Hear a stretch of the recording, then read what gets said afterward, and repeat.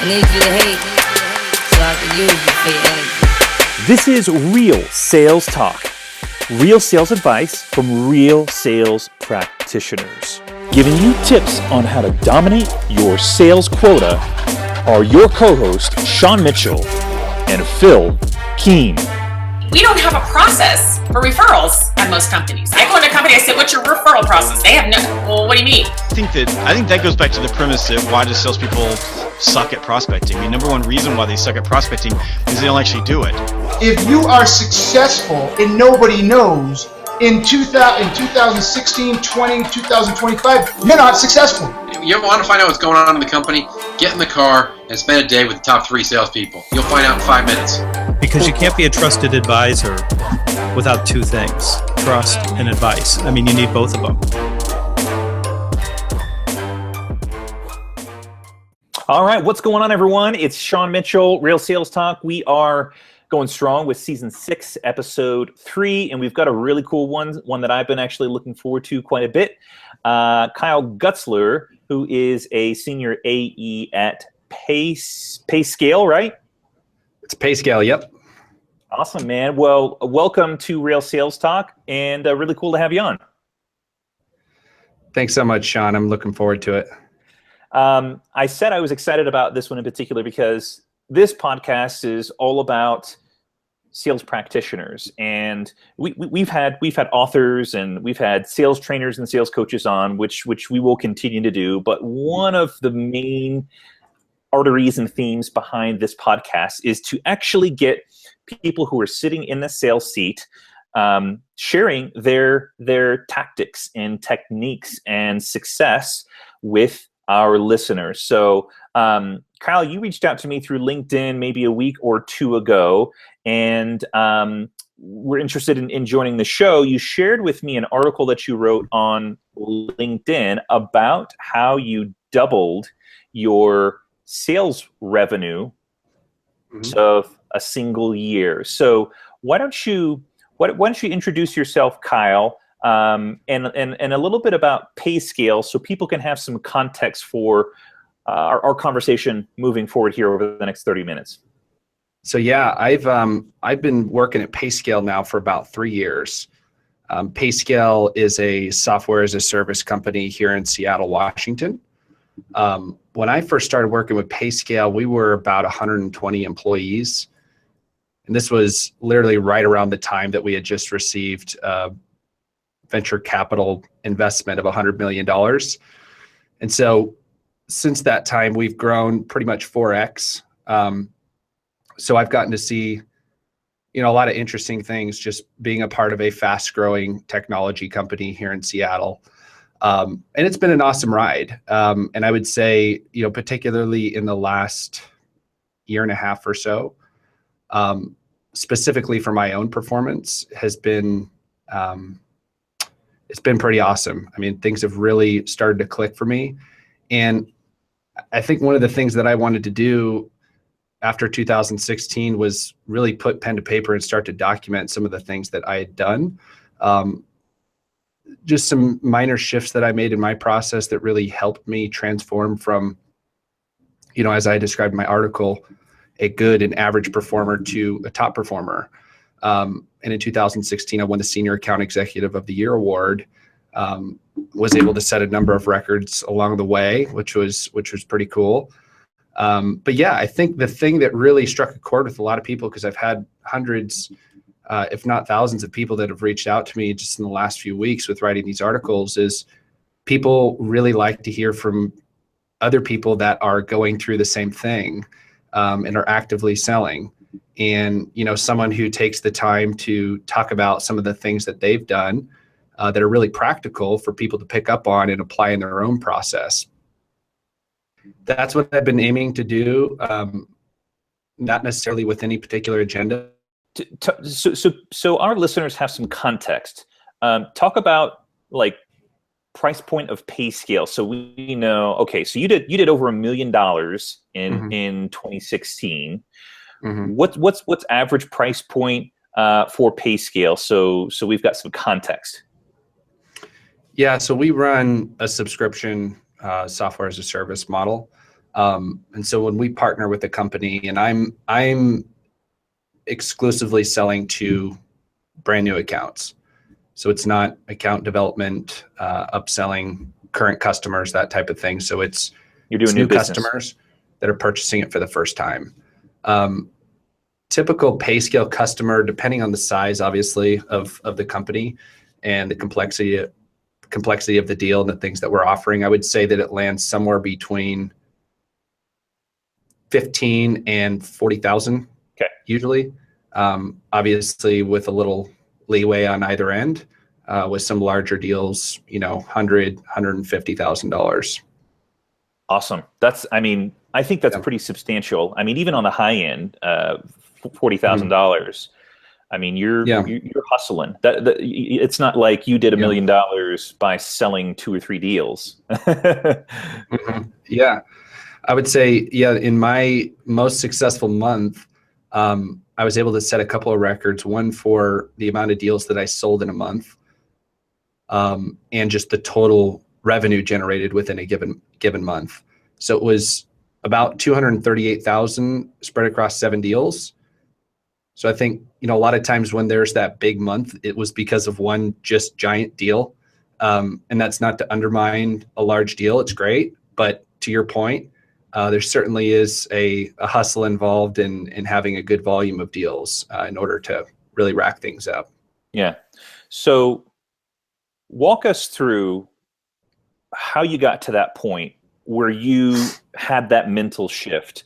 Was there something in particular that got you thinking, I really want to make a change and I want to really crush it this year? What brought you to that point to where you just decided you wanted to dominate? Yeah. Well, I think, I've always been the type of person that I just demand a really high level of success in anything that I do. So I would say for the first year and a half that I was at Payscale, it was frustrating for me because I was just kind of middle of the road average performer. And I've always had a higher standard for myself. And so I think the shift that happened for me was as I had kind of closed out maybe the last quarter of 2015, I had a ton of momentum, and things were really clicking with me. I felt like I was lined up with the right leadership. Everything was in place. And so once 2016 hit, I really put pen to paper with goals that I had in mind, one of which was to actually sell $1 million. And I feel like I sort of elevated the way I was thinking for this position and what I wanted to do, because I knew my capabilities were there. There needed to be a couple of shifts. And that's kind of what I outlined a little bit in the article that drew a lot of attention. So right out of the gates, I feel like I just kind of had a mentality change. And I had a good start to the year. In March, that was actually when I set a couple of those records. So that was my strongest month a year ago today.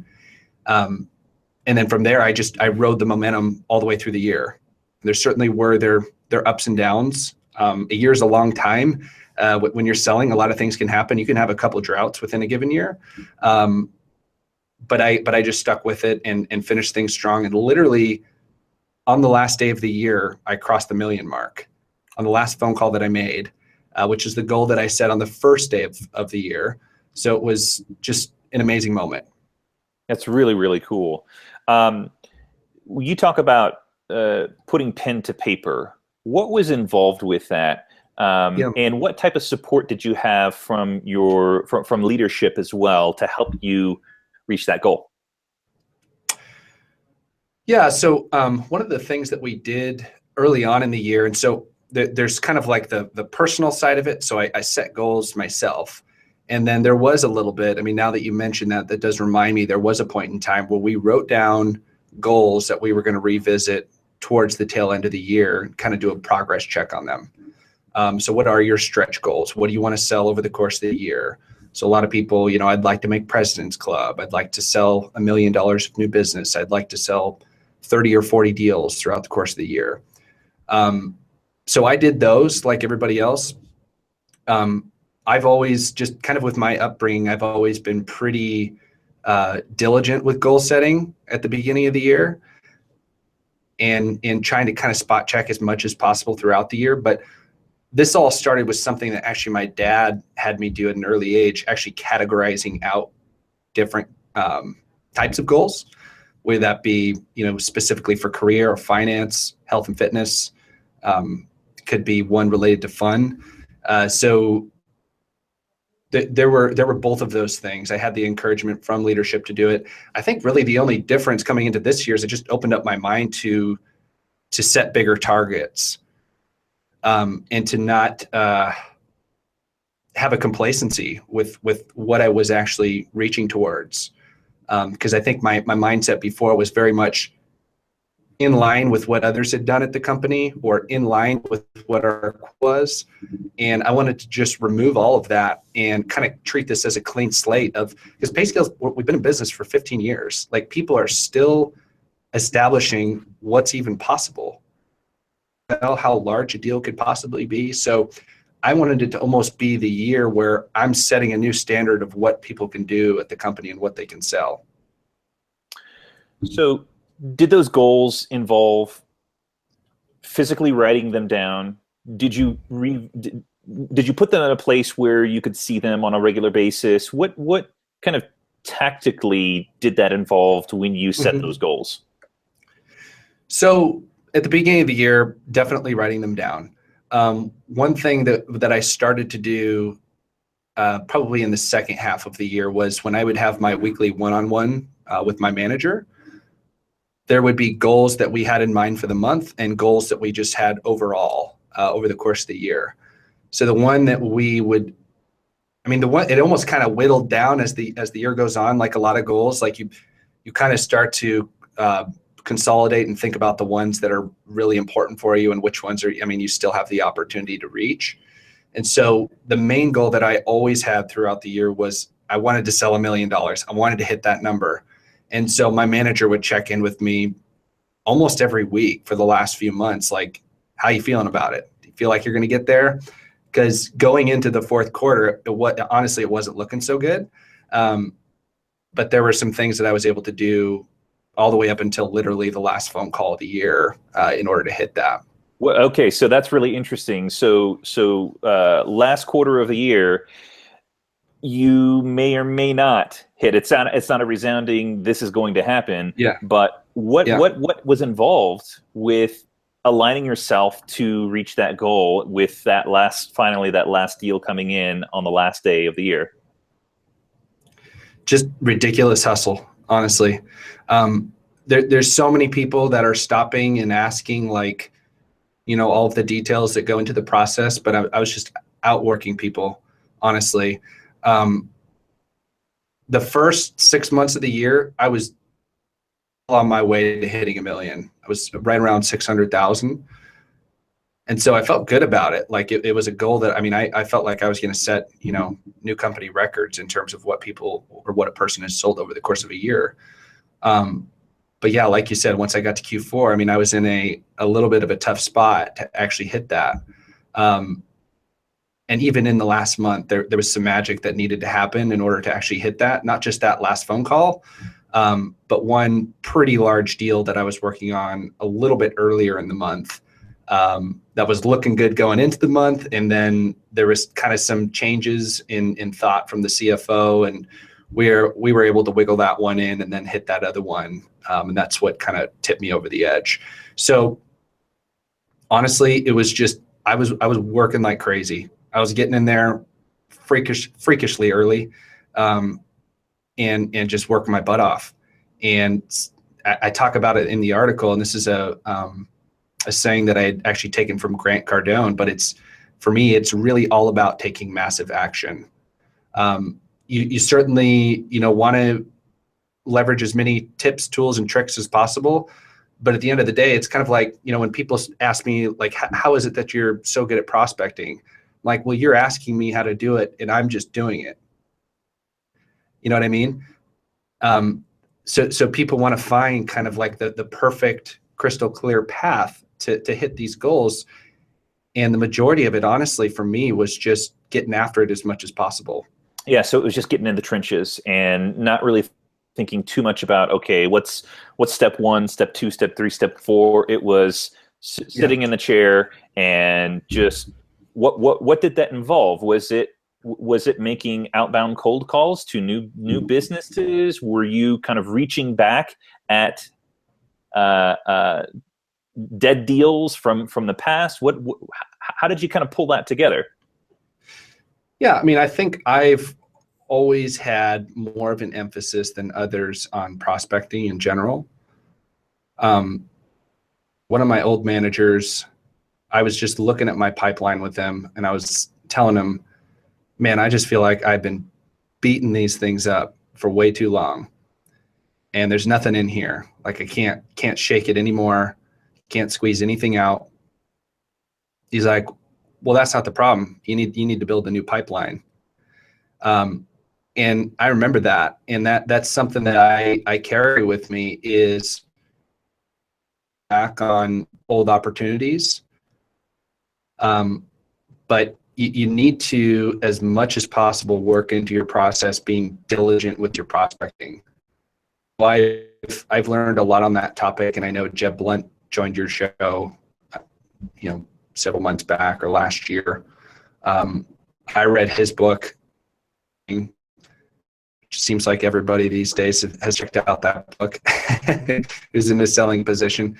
But that reinvigorated me just on the importance of prospecting.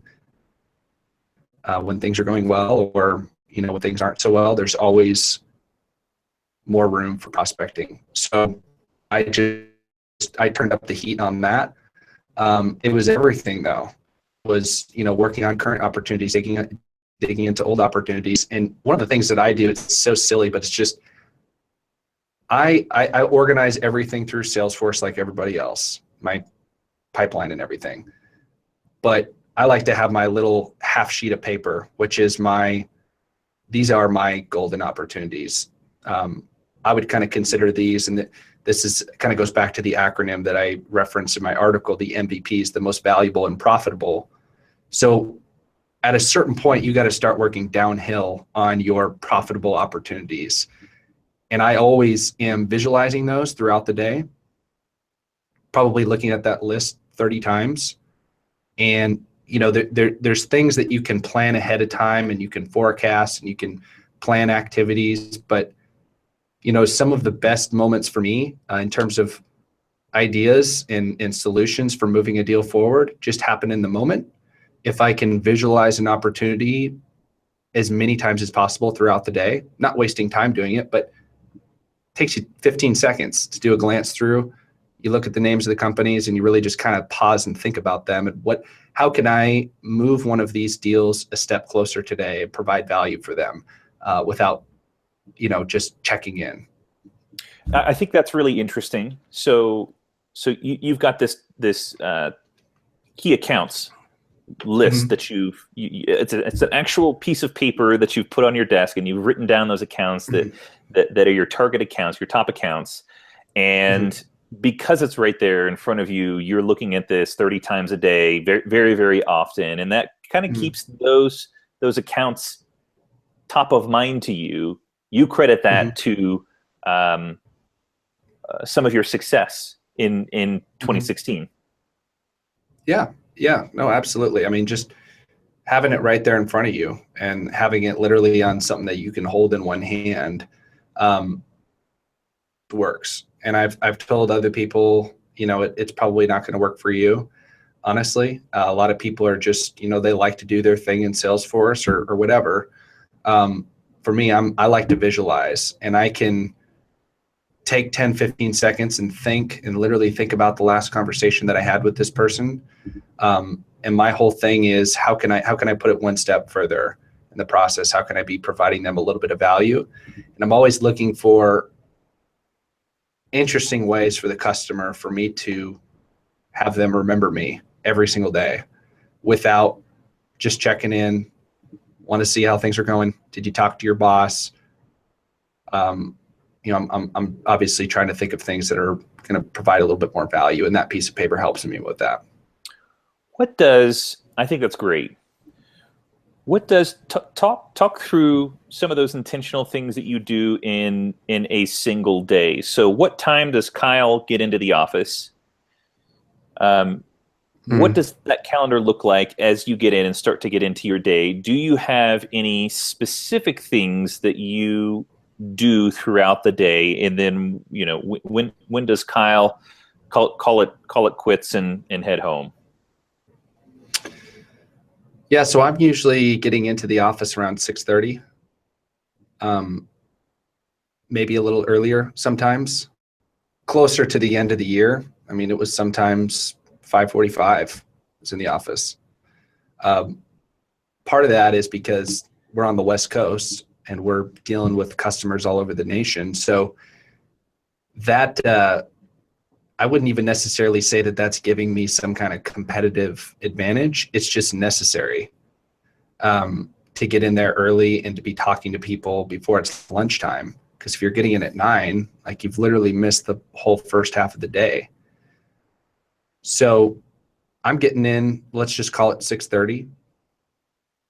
And my priorities kind of shift around depending on the day. So I could have a demo, first thing in the morning at 7:00. That happens all the time. I would say that the first portion of the day, the first 2.5, 3 hours are the most critical. 6:30 from 7 to maybe 10:30 Pacific. Those are kind of what I refer to as the golden hours. So I'm protecting those hours for the most productive activities. Your manager or, a lot of people, coworkers can get in the way and disrupt those hours by giving you activities and things that you need to do that aren't necessarily having as much of a productive impact on closing business. With our job, the things that don't take any creativity, that are kind of a time suck, more administrative. So I'm always, as much as possible, shifting those to hours of the day that aren't as important. So my priorities are going to always be, I want to be having a meeting with somebody or scheduling a meeting, really as simple as that.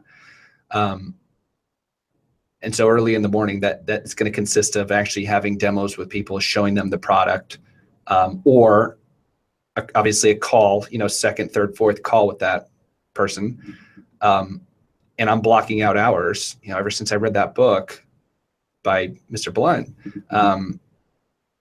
actually tried to be more intentional with just literally blocking off time for it and only focusing time on that. And we've gotten a couple of pretty cool tools that I'm sure most of the listeners are familiar with, but it's really enhanced just me getting through prospecting quicker and more efficiently. Can you share those tools? Yeah, so we're now using Sales Loft and Connect and Sell. So very common tools. I'm sure you're familiar with both, but usually typical feedback that we get from people that are using both is Sales Loft tends to do better at managing email prospecting, and then Connect and Sell for the calls. And I literally actually just started using it within the last 2 weeks, and I love it. It's awesome. I mean, you gotta be on your game because it's calling people rapid fire, but you're knocking out 45 dials in 10 minutes or less in a lot of cases. So that helps, just the monotonous task of dialing and not getting through to people, kind of filtering those ones out. And I know if I log in to Connect and Sell, I'm going to get a hold of somebody. I'm going to get a hold of at least one person. It really sucks if you spend 30 minutes to an hour making dials and you don't have one meaningful conversation. So that's kind of helped me balance the role that I'm in, where, I'm not booking appointments for somebody else. I've got my own book of business to manage, but prospecting is still so important. So I have to think about balancing it every single day where, I want to put the hours in, I want to book more appointments, build up my pipeline, but gosh, it's March 23rd right now. I need to be closing business. So those tools have kind of helped balance that. That's great. I absolutely agree on taking advantage of those key times for key high value activities. So you reserve the first part of the morning for some of those high value activities. Do you take a lunch? Do you eat lunch at your desk? What does that look like once you get midday? I'm curious to know. Yeah. Yesterday, I didn't even eat anything. Like, honestly, I think I maybe had like a banana on my way to work, and then I didn't even stop to eat lunch. It's just sacrifices that you make, honestly. Today was almost the same way, but I'm not going out and wasting an hour and getting lunch. So you're taking advantage of the entire day, and you're either shortening that lunch break, or you're skipping it, or making it very short. Yeah. So I mean, for me, I'm trying to keep that lunch as short as possible. I mean, it's tough to even tell people, especially that aren't in sales. Like, I'm eating at my desk, and most of the time I'm never going out.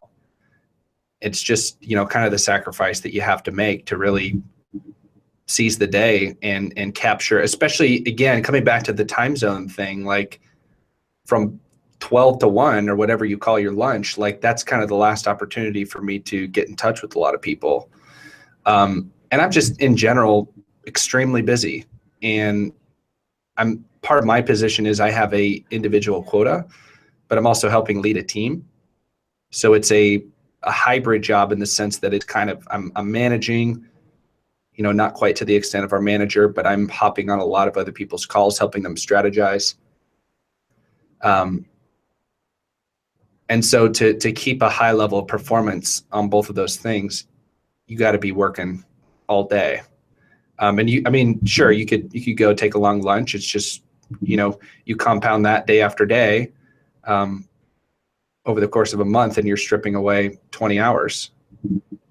Absolutely. And I would make, what I typically do is I do something similar where I use that first part of the morning to do some of my most important things that I know can get me closer to my quota.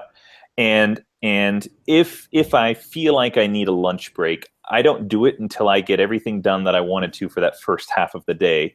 So, and sometimes it is a very short lunch break. And sometimes it'll be two in the afternoon, because I won't let myself step away from the desk until I get done everything that I wanted to for that first half of the day. Yeah. Just, I do the same thing. We're all, sometimes you just get around to it a little bit later and you have to wait a couple hours. But it just blows my mind. I was actually reading a guy's article. Totally respect the guy. I've read a couple of his articles. Seems like a great guy. But he actually wrote out his schedule, and I looked at it. And I think from 11 to 12, he wrote break. And then from 12 to 1, he wrote lunch. And I was like, I cannot believe that you're okay with that. And if you are, it's all good. Like, but if you're trying to get to a higher level of performance, you can't be taking 2-hour breaks every single day. But it's not my deal. Like if other people want to do that, but if you're reading an article like this and you want to try to get to the next level, I would probably suggest not doing that. Yep. So you're getting in at 6:30 in the morning, and you're taking advantage of some of those early hours. Are you stopping at 3:30 in the afternoon typically, or 2, or do you continue to work on some of those administrative things when you know that most of your prospects are unavailable? Yeah, so I'm able to kind of wrap back around if I'm going to do some prospecting in the afternoon. There's certainly lots of business to be had on this side of the world. So you can call down on people in California or whatever. So it's not like business shuts down in the afternoon. You just have to be mindful of the different time zones that you're working with. If you're not doing a territory model, which we aren't, ours is segmented based off of workforce size as opposed to regions and territories. So I'm able to touch on companies that are, just in the same time zone as me. But to your point, it definitely starts to taper off in the late afternoon. And that's when I have an opportunity to, catch up on other things or take care of an administrative task that maybe my manager gave me. But it varies. I mean, we're not a clock in, clock out kind of company by any means. So you can get in when you want and you can leave when you want. And it's all about your numbers and your production. So it's usually, 4 to 6 for me, just kind of depending on the particular day. Yeah, absolutely. So I'm going to ask you one more question, and then we'll kind of dive into rapid fire Q&A, where we'll ask maybe 3 questions that kind of give our listeners some insight into how Kyle ticks, even more than we already have. This has been great so far. So you've written a few articles on LinkedIn that have actually gotten quite a bit of traction. Yeah. One of them in which we've talked about earlier in our conversation. How important has that been for you, or what have you seen happen with those articles and the traction that it's gotten? Has it benefited you at all? Has it opened up any doors? Yeah. 100% on all fronts. So it's been awesome. I've been able to connect to a lot of people because of the articles. And like I was saying, when I started writing these, I didn't have a particular agenda. I've got some ideas around trying to just, create a little bit more of a brand for myself, something that's going to be more sustainable long-term, no matter what career that I'm in. So I think it's an investment that I'm making now for my future, honestly. But the articles have definitely opened up a lot of doors. I've been able to meet a ton of people. I actually had a guy by the name of Lee Bartlett, who a lot of people on LinkedIn are familiar with. He sent me over a signed copy of his book. Did a podcast a couple of weeks ago, obviously doing the podcast now. An insane amount of recruiters.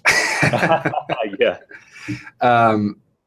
But it's been really cool. And I'm trying to give back as much as possible, because I've been on the other end where I'm just asking people for advice, random people on LinkedIn, and asking for 5 to 10 minutes of their time. And most of the time you don't get a response, but sometimes you do. And I know that feeling. And so I tried to interact with every single person that reached out to me. I don't think, for the most part, we aren't so busy that we can't get back to these people, especially in my case where I had one article that just went absolutely nuts. I don't assume that it's going to be that high maintenance and people are going to be knocking on my door this often for a long period of time. So it's allowed me to definitely connect with a lot of people. I would say more than anything, like, I'm getting personal gain out of this, not just because of the relationships that I've established, which is huge. And I've wanted to be a lot more intentional about that this year. But I almost think about it this way. It's like, if you kind of have these ideas and principles in your mind that you sort of believe to be true, it's almost like really hammering them in when you write something down. So think of like a foundation that's, relatively sturdy, and then you start hammering some nails in. For me, that's what articles do, because these are points that, I believe in these things, but do I have a perfect mindset every single day? Absolutely not. And are all of these things always consistent with my actions? Probably not. But when I write things down, it's a public declaration that this is who I am. And when I say that and when I write that down, it's almost like creating personal accountability, which kind of reminds me of, so I remember watching this video that was talking about language acquisition. And one of the most important things that you can do if you're learning a language is tell other people that you're learning the language. It's sort of like a psychological shift, but for me, that's how I look at these articles. Like, there's a number of things that I believe to be true and that I try to stay consistent with as much as possible. But when I put together an article, and especially when it gets as much feedback and attention as it's gotten, it's like hammering these principles home. And this is now becoming a part of me because I've written these things. So that's for me, I would say the relationship aspect has been huge. And then just, hammering home some of these principles. I think as it's well. great. It's great insight into a top performer or top producer. Super, super valuable to, I know, our listeners.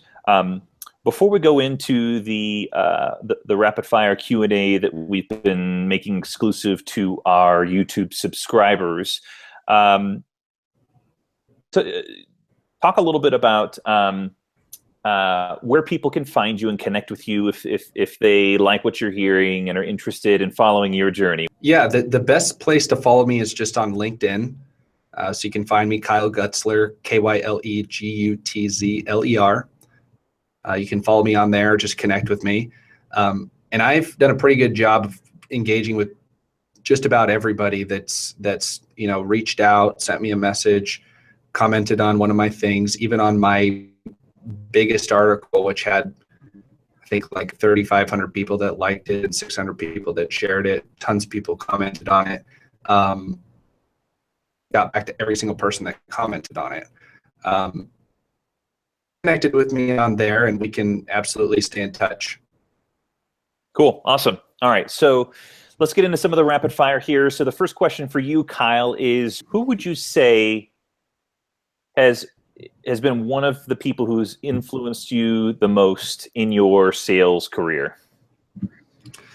Yeah, I would honestly say it's been two people. So on a personal level, personal relationship, a guy by the name of Zach Batson, who was one of our sales leaders who's now moved on to a different company, but still stay in touch with him all the time. And then more of like an influencer who I haven't yet gotten to meet, Grant Cardone. Cool. Yeah, I know a lot of people love and follow Grant Cardone. We need to get him on the show. He's a hustler for sure. Yeah. Second question would be, what's that favorite book that you've got right now that's on the top of your nightstand, or maybe even at your desk at Payscale? What's that sales book, or book in general, I suppose, that you're going back to reference many, many times throughout a day, week, month? Well, a couple of recent ones, Fanatical Prospecting, and then 10X by Grant Cardone. It's an awesome book. So those are the two more recent sales related books. And then I was recommended to read a book called Content Inc., which is talking a little bit more specifically about some of the things that I'm trying to do with personal branding and creating a brand for yourself prior to maybe potentially putting together a business. Cool. Awesome. And this one may kind of tie into the answers to your last question, or your last answer. But if you could meet anyone in the world, you could have 15, 20 minutes with anyone, who would it be? Man, I really want to meet Grant, and I'm kicking myself for not going to the conference that he had. He's the one that's just burning on my mind, that I'm trying to do anything to meet him. I mean, I'm sure there's other people that I could think of that maybe I would like to meet more, but he's just the one that, since he's influenced me so much recently with sales and just my own personal motivation and how I think about goal setting and all of that, I'd love for the opportunity to meet him. So if you're listening and you know Grant, let me know. What is it, I'm curious, that resonates? What about his message resonates with you?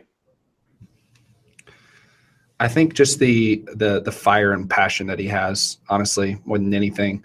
I was telling this to somebody the other day. I'm just a sucker for motivation in general and people that are contagious with their energy.